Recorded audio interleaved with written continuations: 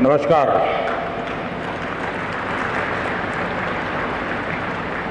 इस ऐतिहासिक कार्यक्रम में हमारे बीच उपस्थित बिहार के राज्यपाल श्री फागू चौहान जी, यहाँ के जनप्रिय मुख्यमंत्री श्री नीतीश कुमार जी, विधानसभा स्पीकर श्री विजय सिन्हा जी, बिहार विधान परिषद के कार्यकारी अध्यक्ष श्री अवधेश नारायण सिंह, उप मुख्यमंत्री श्रीमती रेणु देवी जी, तारकिशोर जी, नेता प्रतिपक्ष श्री तेजस्वी यादव जी, सभी मंत्रीगण, विधायकगण, अन्य महानुभाव, देवी और सज्जनों, आप सभी को, बिहार निवासियों को बिहार विधानसभा भवन के शताब्दी वर्ष की बहुत बहुत शुभकामनाएं। बिहार का ये स्वभाव है कि जो बिहार से स्नेह करता है, बिहार उसे, उस प्यार को कई गुना करके लौटाता है। आज मुझे बिहार विधानसभा परिसर में आने वाले देश के पहले प्रधानमंत्री होने का सौभाग्य भी मिला है। मैं इस स्नेह के लिए बिहार के जन जन को हृदय से नमन करता हूं। मुख्यमंत्री जी का, स्पीकर महोदय का भी हृदय से बहुत बहुत आभार व्यक्त करता हूं। साथियों, मुझे कुछ देर पहले शताब्दी स्मृति स्तंभ के लोकार्पण का अवसर भी मिला। ये स्तंभ बिहार के गौरवशाली अतीत का प्रतीक तो बनेगा ही, साथ ही ये बिहार की कोटि कोटि आकांक्षाओं को भी प्रेरणा देगा। अब से कुछ देर पहले बिहार विधानसभा म्यूजियम और विधानसभा गेस्ट हाउस का शिलान्यास भी हुआ है। मैं इन विकास कार्यों के लिए नीतीश कुमार जी और विजय सिन्हा जी को हृदय से बधाई देता हूं। मुझे विधानसभा परिसर के शताब्दी पार्क में कल्पतरु के रोपण का भी सुखद अनुभव मिला है।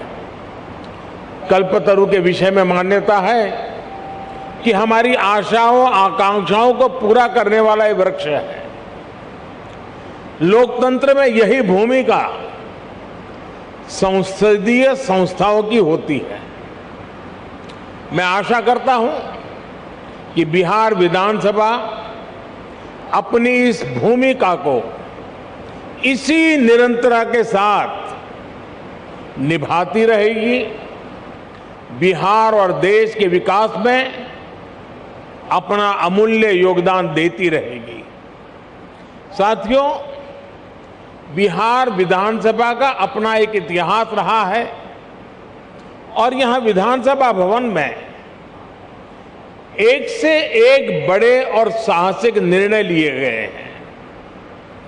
आजादी के पहले इसी विधानसभा से गवर्नर सत्येंद्र प्रसन्न सिन्हा जी ने स्वदेशी उद्योगों को प्रोत्साहित करने, स्वदेशी चरखा को अपनाने की अपील की थी।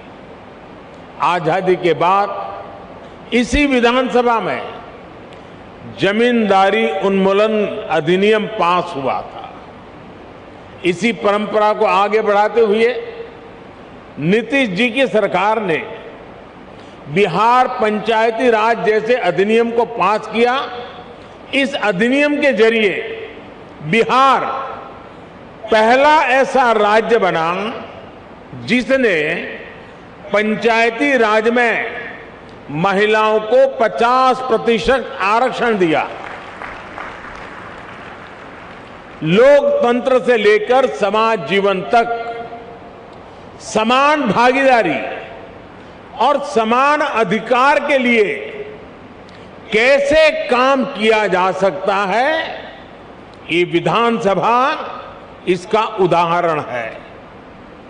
आज जब मैं आपसे इस परिसर में विधानसभा भवन के बारे में बात कर रहा हूं, तो ये भी सोच रहा हूं कि बीते 100 वर्ष में ये भवन, ये परिसर कितने ही महान व्यक्तित्वों की आवाज का साक्षी रहा है। मैं नाम अगर लेने जाऊंगा तो शायद समय कम पड़ जाएगा, लेकिन इस इमारत ने इतिहास के रचयिताओं को भी देखा है और खुद भी इतिहास का निर्माण किया है। कहते हैं वाणी की ऊर्जा कभी भी समाप्त नहीं होती।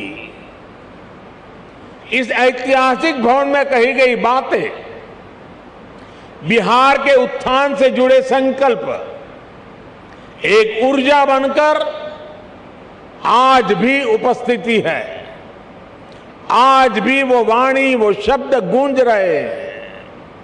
साथियों, बिहार विधानसभा भवन का ये शताब्दी उत्सव एक ऐसे समय में हो रहा है जब देश अपनी आजादी का अमृत महोत्सव मना रहा है। विधानसभा भवन के 100 साल और देश की आजादी के 75 साल, ये केवल समय का संयोग नहीं है, इस संयोग का साझा अतीत भी है और सार्थक संदेश भी है। एक और, बिहार में चंपारण सत्याग्रह जैसे आंदोलन हुए तो वहीं इस धरती ने भारत को लोकतंत्र के संस्कार और आदर्श पर चलने का रास्ता भी दिखाया। दशकों से हम ये बताने की कोशिश होती रही है कि भारत को लोकतंत्र विदेशी हुकूमत और विदेशी सोच के कारण मिला है, और हमारे लोग भी कभी कभी ये बातें बोलते हैं। लेकिन कोई भी व्यक्ति जब ये कहता है तो वो बिहार के इतिहास और बिहार की विरासत पर पर्दा डालने की कोशिश करता है। जब दुनिया के बड़े भूभाग सभ्यता और संस्कृति की ओर अपना पहला कदम बढ़ा रहे थे, तब वैशाली में परिष्कृत लोकतंत्र का संचालन हो रहा था। जब दुनिया के अन्य क्षेत्रों में जनतांत्रिक अधिकारों की समझ विकसित होनी शुरू हुई थी, तब लिच्छवी और वज्जी संघ जैसे गणराज्य अपने शिखर पर थे। साथियों, भारत में लोकतंत्र की अवधारणा उतनी ही प्राचीन है जितना प्राचीन ये राष्ट्र है, जितनी प्राचीन हमारी संस्कृति है। हजारों वर्ष पूर्व हमारे वेदों में कहा गया है, त्वाम विशो वृणताम, त्वाम विशो वृणताम राज्याय त्वाम मिमाहा प्रदिशः पंचदेवी। अर्थात राजा को सभी प्रजा मिलकर स्वयं चुने और विद्वानों की समितियां उसका निर्वाचन करें। ये वेद में कहा गया है, हजारों साल पूरे ग्रंथ में कहा गया है। आज भी हमारे संविधान में सांसदों, विधायकों का चयन, मुख्यमंत्री, प्रधानमंत्री, राष्ट्रपति का चयन इसी लोकतांत्रिक मूल्य पर टिका हुआ है। एक विचार के रूप में हमारे यहां लोकतंत्र इसलिए हजारों वर्षों से जीवित है क्योंकि भारत लोकतंत्र को समता और समानता का माध्यम मानता है। भारत सह अस्तित्व और सौहार्द के विचार में भरोसा करता है। हम सत्य में भरोसा करते हैं, सहकार में भरोसा करते हैं, सामंजस्य में भरोसा करते हैं और समाज की संगठित शक्ति में भरोसा करते हैं। इसलिए हमारे वेदों ने हमें यह भी मंत्र दिया है, संगच्छध्वम संवदध्वम संवो मनासि जानताम, अर्थात हम मिलकर चले, मिलकर बोले, वो एक दूसरे के मनों को, एक दूसरे के विचारों को जाने और समझे। इसी वेद मंत्र में आगे कहा गया है, समानो मंत्र समिति समानी समानम मनः सहचित्तमेशम, अर्थात हम मिलकर समान विचार करें, हमारी समितियां, हमारी सभाएं और सदन कल्याण भाव के लिए समान विचार वाले हो और हमारे हृदय भी समान हो। हृदय से लोकतंत्र को स्वीकार करने की ऐसी विराट भावना एक राष्ट्र के रूप में भारत ही प्रस्तुत कर रहा है। इसलिए मैं जब भी दुनिया में अलग अलग जब देशों में जाता हूं, बड़े वैश्विक मंचों पर मौजूद होता हूं, तो मैं बहुत गर्व से कहता हूं, क्योंकि हमारे कान में किसी न किसी कारण से एक शब्द भर दिया गया है। हमारी मन की रचना को एक जगह पे स्थगित कर दिया गया है। हमें बार बार सुनाया गया है कि we are a largest democracy of the world, हम दुनिया की सबसे बड़े लोकतंत्र है, और हम भी उसी को स्वीकार कर लिया है बार बार सुनने के कारण। मैं आज भी दुनिया के मंच पर जब भी जाता हूं, बड़े गर्व से कहता हूं कि विश्व में लोकतंत्र की जननी ये भारत है। भारत मदर ऑफ डेमोक्रेसी है।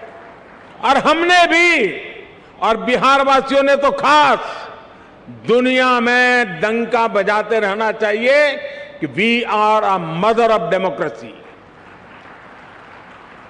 और बिहार की गौरवशाली विरासत, पाली में मौजूद ऐतिहासिक दस्तावेज भी इसके जीवंत प्रमाण है। बिहार के इस वैभव को न कोई मिटा सकता है, न कोई छिपा सकता है। इस ऐतिहासिक इमारत ने बिहार की इस लोकतांत्रिक विरासत को 100 वर्ष तक मजबूत किया है। इसलिए मैं समझता हूं कि आज ये इमारत भी हम सभी के नमन की हकदार है। साथियों, इस भवन के इतिहास से बिहार की वो चेतना जुड़ी है जिसने गुलामी के कालखंड में भी अपने जनतांत्रिक मूल्यों को समाप्त नहीं होने दिया। इसके निर्माण के साथ और उसके बाद जो घटनाक्रम जुड़ा हुआ है, वो हमें बार बार याद करना चाहिए। किस तरह श्री कृष्ण सिंह जी ने, श्री बाबू ने अंग्रेजों के सामने शर्त रखी थी कि वो सरकार तभी बनाएंगे जब ब्रिटिश हुकूमत निर्वाचित सरकार के कामकाज में दखल नहीं देगा। कैसे द्वितीय विश्व युद्ध में भारत की सहमति के बिना देश को झोंकने के खिलाफ श्री बाबूजी ने, सरकार ने इस्तीफा दे दिया था। और बिहार का हर व्यक्ति इस बात के लिए गर्व कर सकता है। इस घटनाक्रम ने सदैव इस संदेश का संचार किया कि बिहार लोकतंत्र के खिलाफ कभी कुछ स्वीकार नहीं कर सकता। और भाई और बहनों, हम सभी ने देखा है कि कैसे आजादी के बाद भी बिहार अपनी लोकतांत्रिक निष्ठा को लेकर उतना ही अडिग, उतना ही प्रतिबद्ध रहा।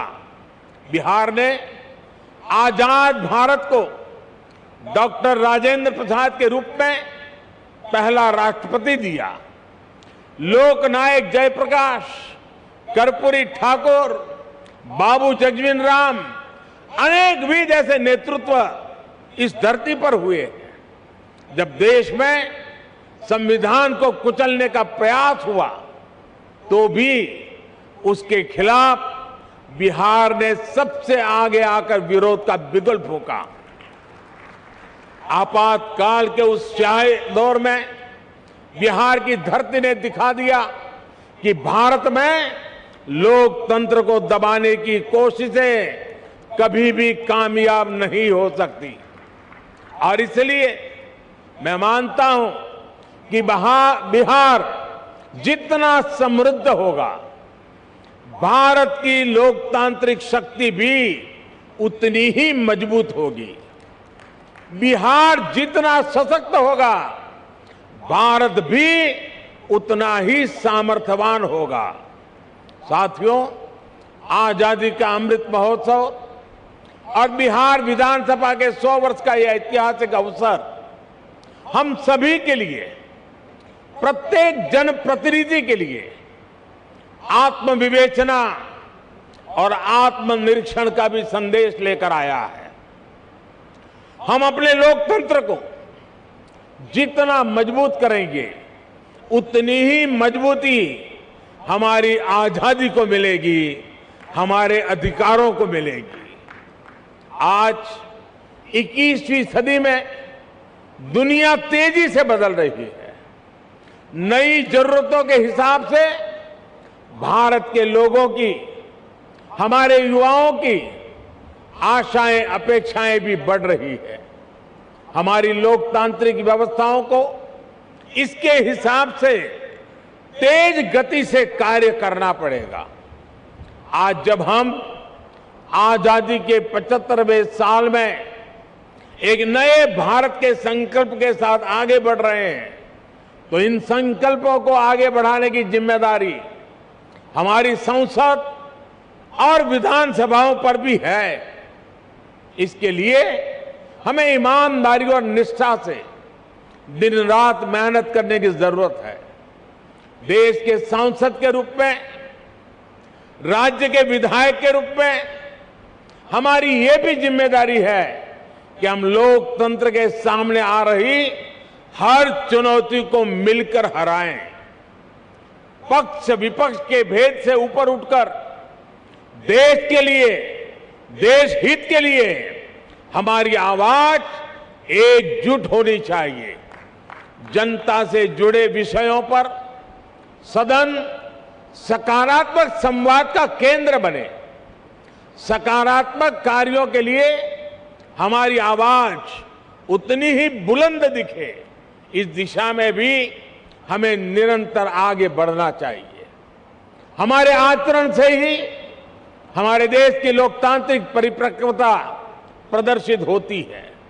और इसलिए दुनिया के सबसे बड़े लोकतंत्र के साथ साथ हमें दुनिया के सबसे परिपक्व लोकतंत्र के रूप में भी खुद को आगे बढ़ाना है।